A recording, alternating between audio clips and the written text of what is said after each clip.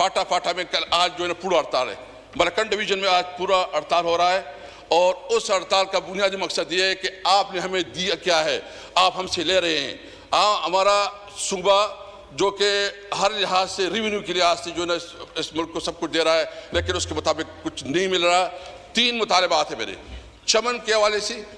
ملکنڈ اور فاٹا کے حوالے سے، اور لوڈ شیڈنگ کی۔ لوڈ شیڈنگ تو ہماری سب کا مسئلہ ہے۔ نمبر 1 یہ کہ یہ وار زون ہے، یہاں جو ہے نا جنگ کی وجہ سے یہ پوری انڈسٹری، پورا علاقہ، اس کی اکانومی متاثر ہو چکی ہے، اس لیے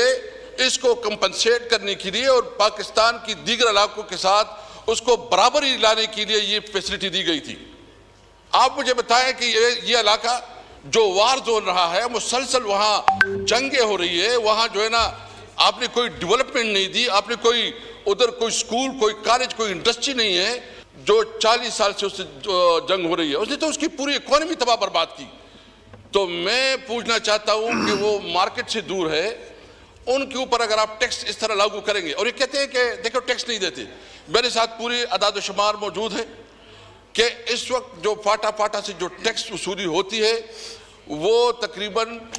50 بلین ایک اور 20 بلین 70 بلین روپے پاکستان کو مل رہے ہیں،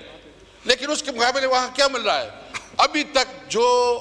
مرجر میں جو کمٹمنٹ کی گئی تھی، مرجر میں کمٹمنٹ نہیں کی گئی تھی کہ NFC ایوارڈ میں 3%، یہ لاما نشر صاحب بیٹھے ہیں، میں پوچھنا چاہتا ہوں کہ وہ اس کی کمٹمنٹ کا کیا بنا کہ 3% وفاق دے گا، صوبے دے گا، ابھی تک ایک دیلا نہیں دیا گیا۔ اور اس کو چھوڑیں، جو روٹین میں فاٹا کو فنڈ جاتے تھے، جو وہاں کی ڈیولپمنٹ کے جاتے تھے، وہ تو چھوڑے، وہ بھی صوبائی حکومت کے اوپر چھوڑا گیا ہے۔ اس فیصلے کا مطلب یہ ہوگا کہ یہاں آپ نے مزید بے روزگاری پیدا کرنی ہے، آپ نے ایکسٹریمسٹ کو پروان چڑھانا ہے۔ وہ چمن میں دھرنا جاری ہے، ان لوگوں کا کیا گناہ ہے؟ یعنی ابھی تک جو 70 سال سے زیادہ ہوا جب پاکستان بنا ہے، ان کو ایک فیسلٹی دی گئی تھی، کیونکہ جو ہمارے بارڈر ایریا ہے اس میں بھی ٹرائب جو ہے نا ایک طرف اس کا گھر ہوتا ہے، دوسری طرف اس کا مسجد ہوتا ہے،